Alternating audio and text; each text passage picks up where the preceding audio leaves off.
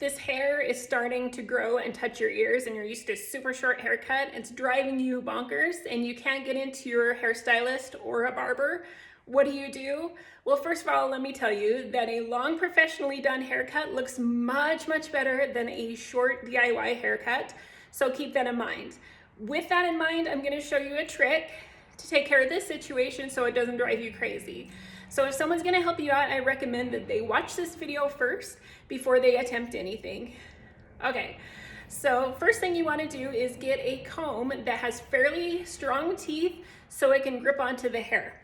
What you're gonna do is you're gonna comb this hair towards the ear. You're gonna comb it toward the ear, and doing that is gonna help press the ear down so you don't cut the ear.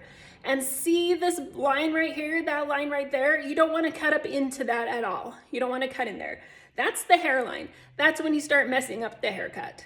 So just brush or comb that hair down, push that ear back. This helps so you don't cut that ear too. And then I'm gonna come in with my scissors and just take that hair off right there.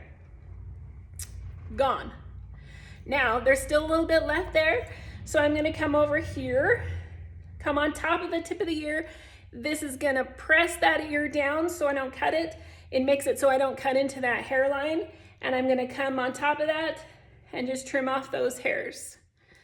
Then next, this hair here that's touching the ears right here, you're gonna comb them forward. So comb this forward, go to the ear, press your comb out. That's gonna fold this ear over so you don't cut the ear, and then makes it so that you can just go in and cut that hair off without messing up your haircut. See how I just cleaned that up and didn't damage the haircut at all? So I hope this helps.